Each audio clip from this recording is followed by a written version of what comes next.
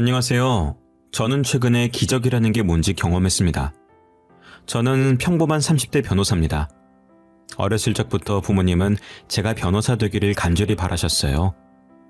그런데 그게 자식이 잘 되기를 바라서 그런 게 아니라 그저 부모님의 욕심이셨죠. 할아버지도 아버지도 변호사인데다가 아예 로펌도 경영하실 정도여서 저도 당연히 변호사가 되어야 한다는 압박이 당연했습니다. 초등학교 때부턴 남들만큼은 해야 된다며 온종일 학원을 다니게 하셨고, 한글 책을 읽어도 내용이 긴가민가한 나이에 법을 공부하려면 한자를 익혀야 한다면서 일찍부터 형법이며 형수법이며 한자들이 가득한 법학책들을 읽게 하셨어요.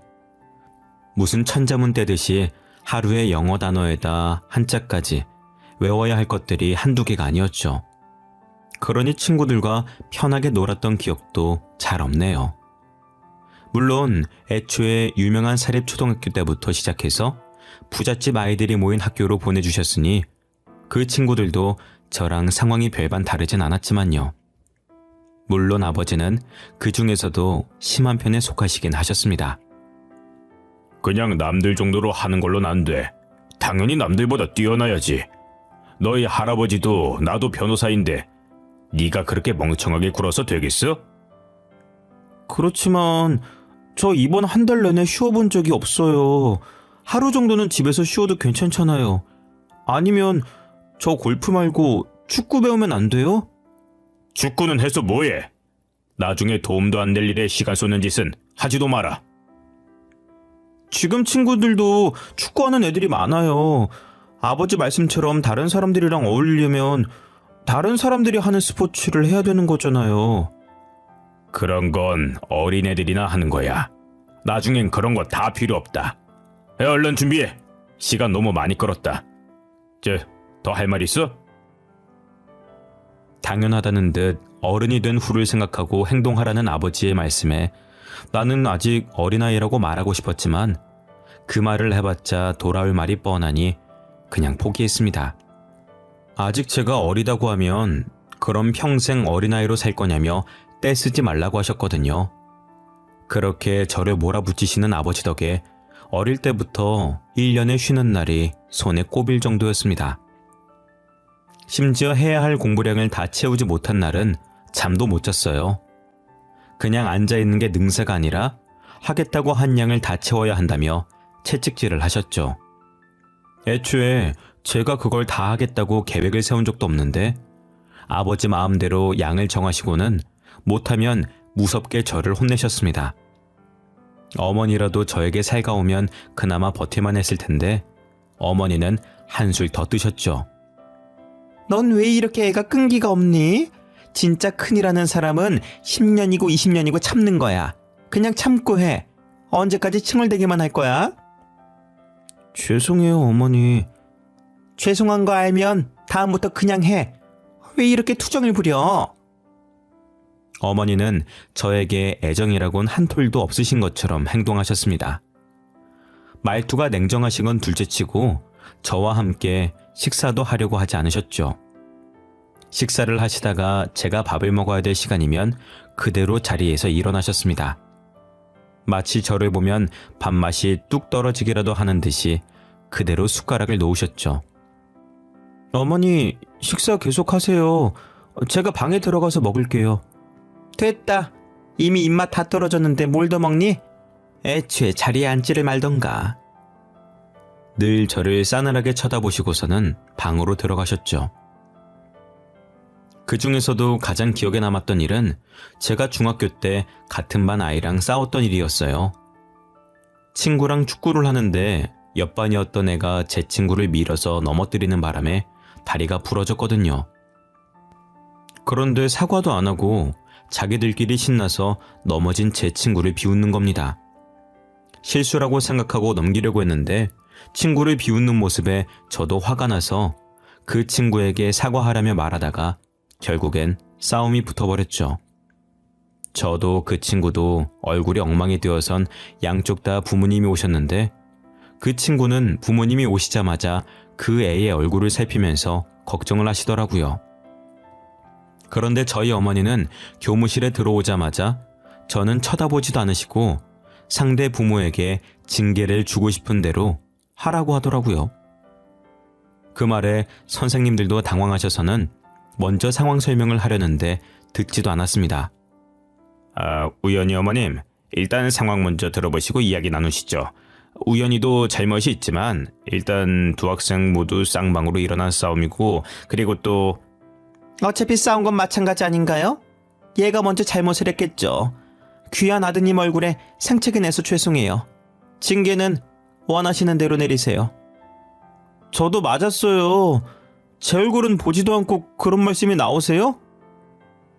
그러자 어머니는 평소보다 더 싸늘하게 저를 쳐다보시면서 조용하라고 하시더라고요. 선생님들도 오히려 저희 어머니를 말리면서 똑같이 싸웠으니 둘 다 교내 봉사로 마무리 짓겠다는 말에 겨우 상황을 끝낼 수가 있었습니다.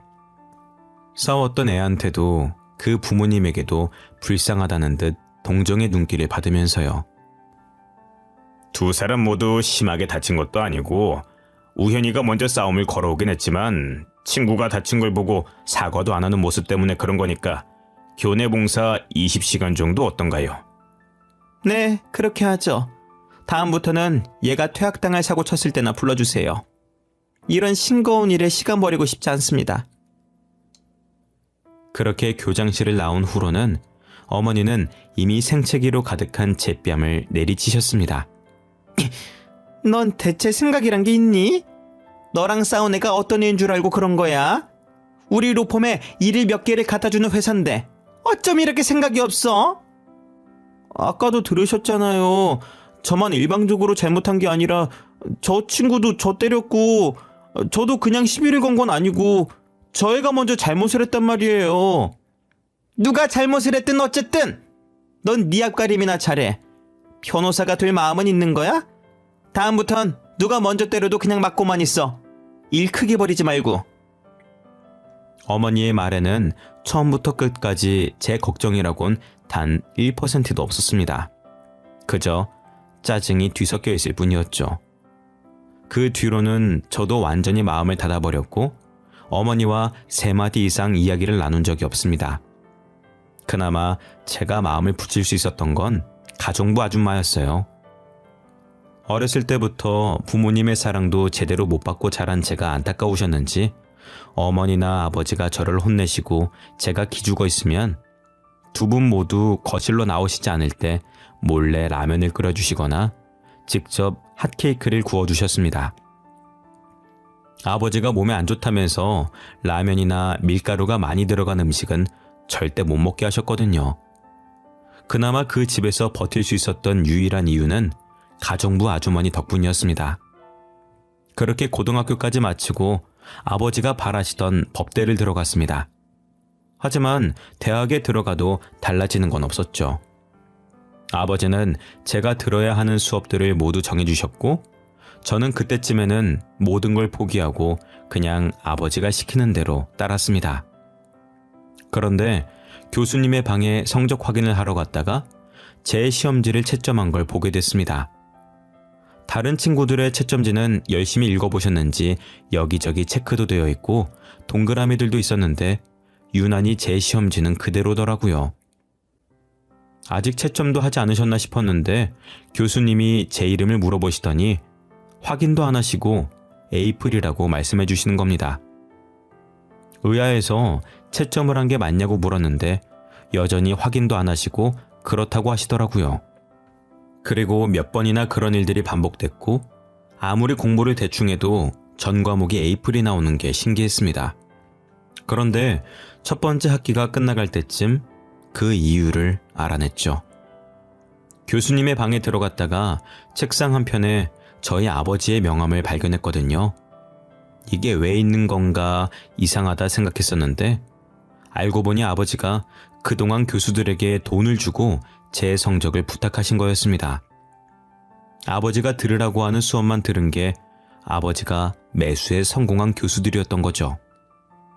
저는 법을 가르치고 변호사까지 하는 사람들이 이렇게 비양심적일 거라고는 상상도 못했습니다. 아버지에게 저는 그냥 하나의 꼭두각시 중에 하나였을 뿐이었다는 거였죠. 교수님께 따지자 교수님은 오히려 저에게 몰랐냐는 듯이 물어보시더라고요. 교수님, 여기에 저희 아버지 명함이 왜 있어요? 저희 아버지랑 아는 사이세요? 아버님이 네 성적 부탁하고 가셨잖아. 너 몰랐어? 난 네가 나 감시하려고 매번 와서 성적 물어보는 줄 알았는데. 저희 아버지가요? 그게 무슨 말씀이세요? 아이고, 내가 말을 잘못했구나. 그냥 못 들은 걸로 해라. 아버지한테는 아무 말 하지 마. 알았지? 그 말을 들으니 그동안 제가 얼마나 멍청했는지 알았죠. 저는 화가 나서 그대로 아버지 회사로 찾아가 따져 물었습니다. 아버지, 지금까지 돈으로 교수님들 매수해서 제 성적 좋게 주라고 하셨어요? 그걸 이제 알았냐? 아직 로스쿨에 간 것도 아닌데 거기서부터 뒤처지면 어쩌려고 그래. 학교 성적도 좋아야 로스쿨 입학도 할 수 있지. 그건 제가 알아서 할 문제죠. 아버지가 왜 거기에 개입을 해요? 네가 알아서 잘 못하니까 그렇지. 넌 대체 누굴 닮아서 머리가 떨어지는 거야? 이제 제가 무슨 수업을 신청하든 신경 쓰지 마세요. 계속 그렇게 돈으로 성적 매수하실 거면 전 교수들한테 사과 한 박스씩 돌려보시던가요. 저는 그 이후로 아버지가 제 성적이며 제 수강 기록도 못 보도록 철저하게 숨겼고 성적이 뚝 떨어지긴 했지만 처음으로 제 마음대로 하고 그에 대한 책임도 졌습니다. 성적이 떨어진 건 아쉬운 일이지만 그렇게 성적을 쉽게 높여서 로스쿨에 간다고 해봤자 거기서 뒤처지기밖에 더 하겠어요? 차라리 일찍 알아서 다행이라고 생각했죠. 그 후로 아버지가 제 일에 더 이상 참견하려고 할 때마다 저도 대들었고 대학을 졸업할 때쯤에는 아버지도 제가 알아서 하라며 포기하셨습니다. 그 후로 저는 졸업을 하고 무사히 로스쿨에 들어갔고 로스쿨 졸업 후 변호사가 되었습니다. 솔직히 변호사는 아버지의 희망사항이었으니 제가 바라는 게 정말 변호사가 맞는지 로스쿨에 들어가는 것도 고민스러웠었는데 결국엔 그동안 아버지의 수많은 변호를 맡다 보니 변호사 말고는 마음에 끌리는 게 없긴 하더라고요. 지금은 금액이 큰 사건 위주로 맡으시긴 하지만 원래는 억울하게 누명을 쓴 피의자를 변호하는 일도 많으셨거든요. 그런 멋진 모습을 보며 자랐으니 마음이 끌릴 수밖에 없더라고요. 변호사가 된 후로 아버지와 로펌에 들어가 일을 배우면서도 딱히 아버지와 마주칠 일은 없었습니다. 다 같이 회식을 해도 아버지는 잘 참석도 하지 않으셔서 더 그랬죠. 그런데 한참 술을 마시고 분위기가 무르익어 갈 때쯤 저랑 같이 들어온 동기가 저에게 왜 아버지랑 친하지 않냐면서 묻더라고요. 대표님이 아버지인데 왜 아직도 이렇게 잡일만 하고 있어? 재판도 시시한 재판만 내보내고. 진짜 아버지 맞아? 진짜가 아닌 쪽은 아버지가 아니라 어머니지. 동기의 말에 저를 힐끗 보면서 저랑 가장 멀리 앉은 직원 하나가 작게 말하더라고요. 안 그래도 동기의 말에 기분이 좋지만은 않아서 간신히 표정 관리하고 있었는데 그 직원의 말에 저도 모르게 뭐라 그랬냐면서 반문을 했습니다. 지금 뭐라고 하셨어요? 어머니가 어쨌다고요? 아니에요. 제가 취했나 보다. 자꾸 아무 말이나 나오네. 아니요. 제대로 말씀하신 것 같은데? 그러자 몇몇 직원들은 눈빛을 주고받으면서 제 눈치를 보더라고요. 무슨 일인가 궁금해서 계속 독촉을 하니 나중에 조용히 와서 말해주더라고요. 제 어머니가 친어머니가 아니라고요. 저는 아버지가 밖에서 낳아온 자식이라는 걸요. 우연 씨 어머님은 따로 있으시잖아요. 지금 같이 사시는 분은 아이를 못 낳는 몸이세요. 그래서 우연 씨는 밖에서 나온 거라고 제가 그 당시에 회사에 소문이 도는 걸 들었거든요. 지금 무슨 말씀하시는 거예요? 그리고 아무리 그때 소문을 들었다고 하셔도 남의 가정사를 막 그렇게 말씀하시고 다녀도 되는 거예요? 아이, 죄송해서. 저도 술에 취해서 그만 입이 방정이네요. 회식 자리가 끝나고 심란해진 저는 집으로 돌아가 아버지에게 물었습니다. 아버지, 제가 밖에서 나온 아들이에요? 그래서 그동안 변호사가 아니면 아무짝에도 쓸모가 없다는 듯이 말씀하셨던 거예요? 그러자 아버지는 한숨을 푹 내쉬더니 맞다고 대답하셨습니다. 하지만 그 뒤로 어떤 상황 설명이나 숨겨서 미안하다는 말 같은 건 따라 나오지 않았어요. 더는 아버지에게 뭔가를 묻고 싶지도 않았고 저도 그대로 방으로 올라와 짐을 쌌습니다. 그날 저는 집을 나왔고 그 이후로 몇 달이나 지나도록 집으로 돌아가지 않았죠. 하지만 그래도 어머니나 아버지는 저를 찾지도 않으시더라고요. 그러다 하루는 아버지가 재판에 필요한 서류를 집에 놔두고 오셨다면서 다른 직원이 저에게 부탁하더라고요. 어차피 제 집이니 제가 가는 게 편하지 않겠냐면서요. 가기 싫었지만 일이니까 어쩔 수 없이 거절하지도 못하고 집으로 향했습니다. 오랜만에 간 집에는 가정부 아주머니밖에 안 계셨어요. 우연아, 오랜만이야. 어떻게 그동안 한 번을 안 오니? 밥은 잘 챙겨 먹었고 집에 반찬은 있어? 요리도 안 해본 애가 갑자기 덜컥 나가선. 할 말이 있는데 시간 괜찮니? 그리고 갑자기 진지한 표정으로 아줌마는 저에게 제 친엄마에 대한 이야기를 해주셨습니다. 네가 친모가 따로 있다는 이야기를 듣고 집을 나갔다는 건 들었어. 네 친엄마가 보고 싶진 않아? 제 친어머니를 알고 계세요? 알다마다 내 동생인걸. 다른 게 아니라 걔가 지금 많이 아파. 한 번만 만나러 가줄 수 있겠니? 갑작스러운 아줌마의 말에 저는 당황했습니다. 그때까지도 친어머니를 만나야겠다는 생각은 해본 적이 없었거든요.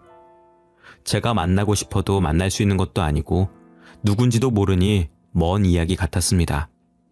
그런데 친어머니를 만날 수 있는 연결고리가 이렇게 가까이 있을 거라곤 상상도 못했죠.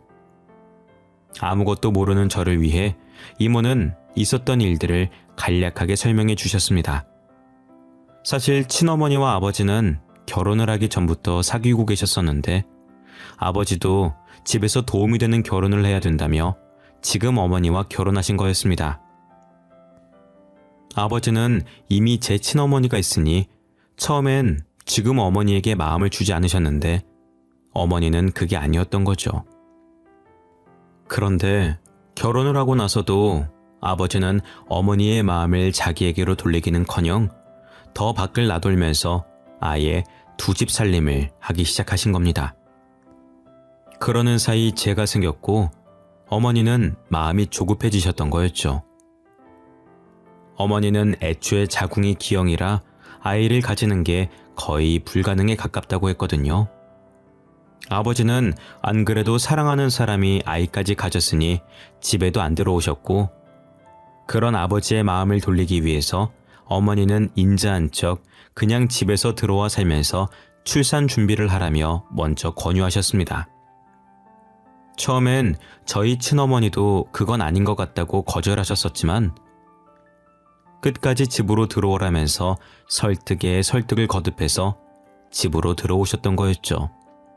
하지만 그때부터 어머니의 계획은 시작이었습니다. 아버지는 어차피 출근을 해야 하니 낮에는 안 계셨고 집에는 두 사람만 있으니 마음 편히 저희 어머니에게 독서를 퍼부은 겁니다. 아버지가 없을 때마다 아이는 진짜 아버지 아이가 맞냐부터 시작해서 어디서 몸을 구르고 다녔는지 알 수가 없다며 친어머니가 부모님이 안 계신 것도 걸고 넘어졌죠. 그러니 어머니는 스트레스를 받았고 아버지에게 말하려고 했었지만 아버지 앞에서는 엄청 착한 척을 해서 아버지가 믿지도 않았다고 하더라고요. 아버지 앞에선 친어머니를 챙기는 척하면서 음식을 건네주다가 접시를 제대로 받기도 전에 떨어뜨려버리고 그걸 보고 호들갑을 떨면서 친어머니가 일부러 접시를 안 받았다는 식으로 몰아갔다는 겁니다. 그러면서 마지막에는 자기가 잘못했었다는 식으로 반성하는 척을 하니까 아버지 눈에는 점점 저희 친어머니가 술을 쓴다고 생각했던 거였죠. 심지어는 제 친어머니가 낮 동안 아이를 제대로 돌보지 않는다며 대신 돌보다가 상처가 났다며 아버지에게 일러 바쳤습니다. 사실은 강제로 친어머니가 안고 있던 저를 빼앗으려다가 제가 할퀴는 자국이었지만 아버지는 이미 어머니의 말에 홀라당 넘어가신 후였습니다. 그만큼 어머니가 아버지 앞에서 연기를 잘했다고 하더라고요. 친어머니가 너무 힘들어서 아버지에게 말을 하면 아버지는 점점 친어머니에게도 잘못이 있지 않냐는 식으로 몰아붙이셨고 결국엔 제가 태어나고 얼마 지나지 않아 두 사람의 사이가 너무 나빠져서 친어머니는 집에서 쫓겨나셨다고 합니다. 친어머니는 저를 데리고 나가고 싶으셨는데 아버지가 절대로 안 된다고 했고 쫓겨난 후로도 저를 찾아와 얼굴만 보여달라고 했는데 아버지는 그것조차도 안 된다고 했다네요. 결국엔 다시 재혼도 못하고 저를 낳고 난 이후로 몸이 너무 약해지셨는데 그래도 먹고 살아야 하니 억지로 일을 하다가 지금은 백혈병에 걸리셨다고 했습니다.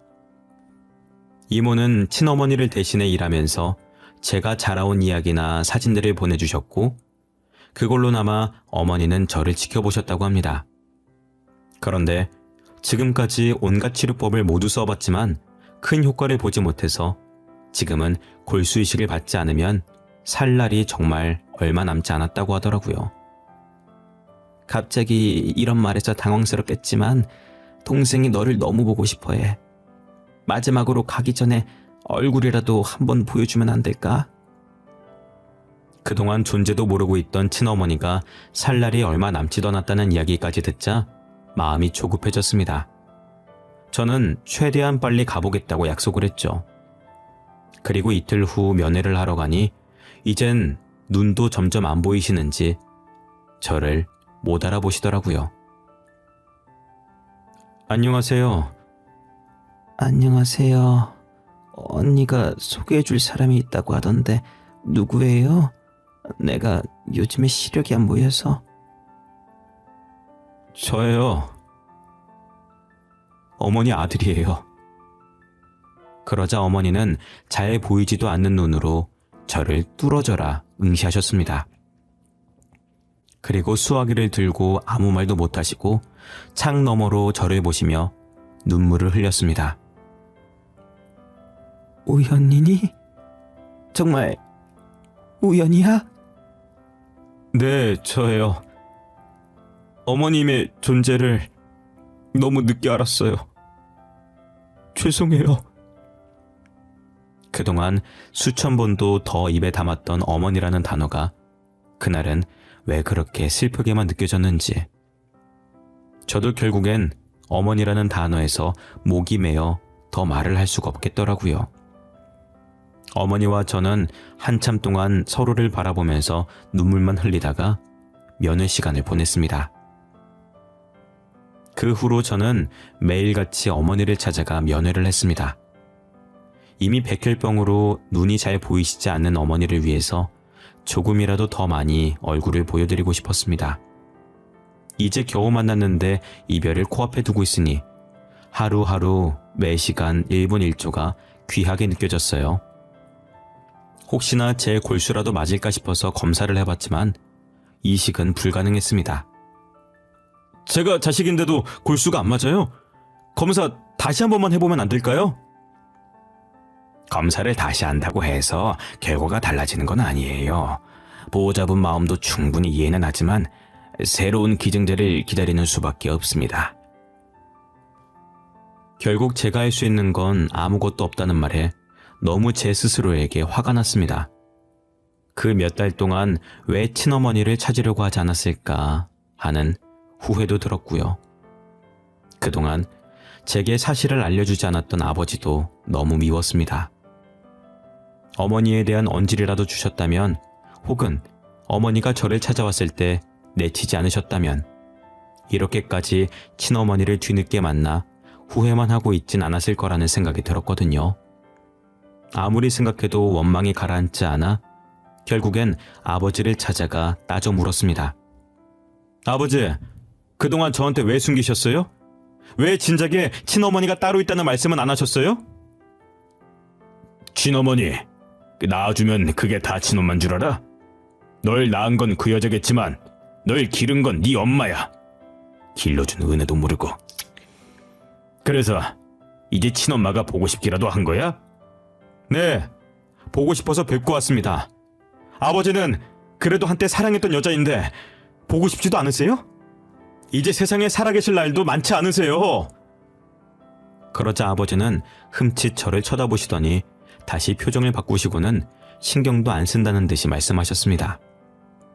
그런 여자가 내가 상관할 게 뭐냐? 에? 어차피 세상을 뜰 사람이면 너도 신경 끄고 네 인생 살아. 제 인생은 제가 할게요. 아버지처럼 거짓말에 휘둘리는 인생은 안 살아야죠. 아버지는 그 말을 듣고 화를 내시려 자리에서 벌떡 일어나셨지만 저는 그러든 말든 신경도 쓰지 않고 방문을 쾅 닫고 나와버렸습니다. 그 후로도 어머니는 하루하루 살아가시는 게 아니라 죽어가시는 중이셨고 제 앞에선 희미하게 웃고 계셨지만 그 너머에 보이는 고통이 보일 때면 이렇게 손 놓고 아무것도 할 수 없다는 게 너무 무기력해졌습니다. 그러던 하루는 제가 어머니의 면회를 마치고 나왔을 때 병원 앞에 있는 아버지를 마주쳤습니다. 여기는 어쩐 일이세요?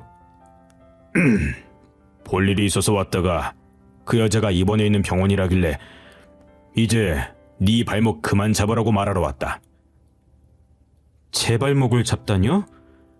그건 저희 엄마가 아니라 아버지랑 같이 사는 그분이시겠죠. 아버지는 아직도 그 여자한테 속고 계신 거예요. 아직도 모르시겠어요? 내가 속긴 뭘 속아? 응? 네 어머니는 저 병원 안에 있는 저 여자가 아니고 널 키워준 사람이야. 아직도 그 여자한테 속고만 계시니 저는 더 드릴 말씀이 없네요. 어머니한테 찾아갈 생각은 하지도 마세요. 어떻게 사랑했던 사람이라면서 그 사람의 말은 제대로 들어보지 않을 수가 있는지, 정말로 어머니를 사랑했던 건 맞는지 의문스러웠습니다. 그 후로 며칠 동안 일이 너무 바빠서 면회 시간에 맞춰서 어머니를 만나러 가지 못했습니다. 그런데 그 사이에 아버지가 찾아갔었었는지 그 다음번에 찾아가니 어머니가 저희 아버지 이야기를 하시더라고요. 네가 안 오는 동안 네 아버지가 찾아왔었어. 아버지를 너무 미워만 하지 마. 그래도 부모 자식인데 나도 가고 나면 정말 하나뿐인 가족일 텐데. 그런 소리 하지 마세요. 부모 자식 인연을 끊어놓은 사람인데 어떻게 미워하지 않을 수가 있겠어요? 어머니를 이렇게 만든 건 아버지나 다름이 없다고요. 아니야. 그게 왜 그 사람 탓이야. 안 그래도 얼마 전에 언니한테 이야기를 다 들었는지 찾아와서 미안하다고 사과하고 자기도 골수이식 검사를 해보겠다고 하더라. 아버지는 사실 가정부 아주머니가 사실 어머니의 언니라는 사실을 아시면서 내버려 두신 거였습니다. 그런데 저와 병원에서 마주친 날 한 이야기가 마음이 쓰이셨는지 그날 가정부 아주머니에게 그때 있었던 일들에 대해서 물어봤고 비로소 그동안 아내가 자기를 속여왔다는 걸 알아차린 거였죠. 늦었지만 미안한 마음이라도 전하려 병원을 찾아 어머니에게 사과를 했고 자기가 골수이식이라도 해줄 수만 있다면 해주겠다면서 약속을 하고 가셨습니다. 하지만 저처럼 아버지도 골수이식은 불가능하셨어요. 아버지도 아무것도 할 수 없이 보고만 있어야 한다는 생각에 괴로우셨겠죠. 어머니의 이야기를 듣고 그날 아버지와 찾아가서 대화를 해보기로 마음먹었습니다. 아버지, 어머니 찾아가셨다는 이야기는 들었어요. 그동안 찾으시려면 찾으실 수 있었잖아요. 대체 왜 그동안 아무것도 안 하셨어요? 미안하다. 그때는 내가 잘한 것도 없으니 집에 있는 아내의 눈치도 보였고 그래서 나도 모르게 네 친모를 나쁜 사람으로 보고 싶어서 그렇게 봤었던 것 같구나. 그래서 이제 어떡하실 생각이에요? 그분이랑은 계속 살 생각이에요? 저는 아무리 생각해도 그 여자 용서 못하겠어요. 아버지도 한참을 생각에 잠기셔서 결론을 내리지 못하셨습니다. 그 당시에 아무리 잘못을 했다고 해도 사실 아버지도 잘하신 게 없으신 상황이었고 나름 아버지도 어머니 모르게 가정부가 누군지 다 알면서 계속 내버려 두셨기 때문에 무작정 이혼하겠다는 마음을 먹지도 못하고 계시더라고요. 그 이후로 저희 사이엔 정적이 흘렀고 그 정적을 깬 건 다름 아닌 제 전화벨 소리였습니다. 전화가 걸려온 건 가정부 아주머니셨어요. 후연아, 지금 네 엄마 골수랑 맞는 기증자가 나타나서 내일 바로 수술 들어갈 수 있다고 하네? 내일 병원으로 올 수 있겠어? 그래도 혹시 모르니까 얼굴은 봐야지. 이모는 조금 들뜬 목소리로 저에게 기쁜 소식을 안겨주었습니다.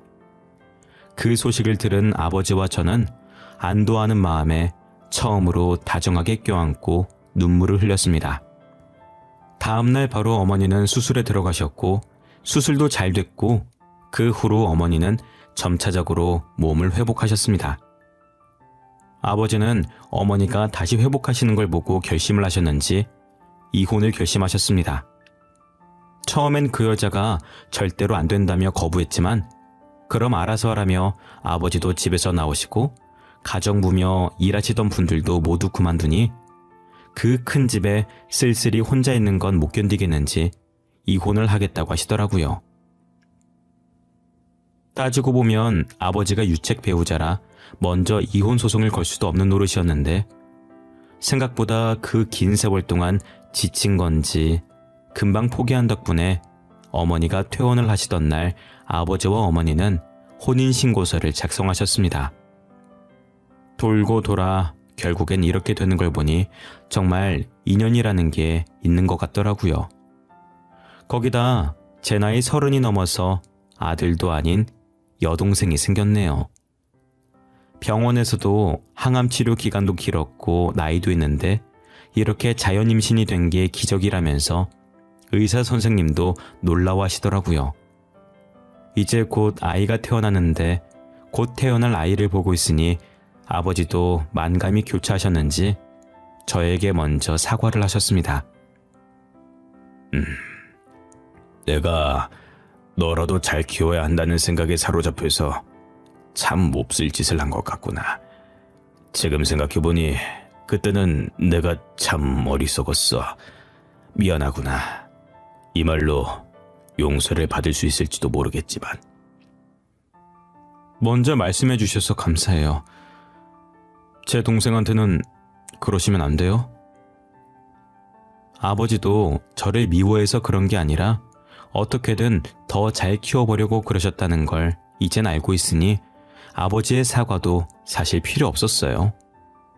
앞으로 태어날 동생은 자유롭게 자라게만 해달라고 부탁드렸죠. 세상에는 참 정해진 인연도 있고 기적이라는 것도 있다는 걸 저희 부모님을 보면서 깨달았습니다. 언젠가 저에게도 인연이 찾아올 거라 생각하고 기대하고 있습니다. 여러분들도 옆에 있는 소중한 인연들을 놓치지 않으셨으면 합니다. 그러면 언젠가 여러분들 곁에도 기적이 찾아올 거라 생각합니다. 여러분들도 행복하시길 바라겠습니다.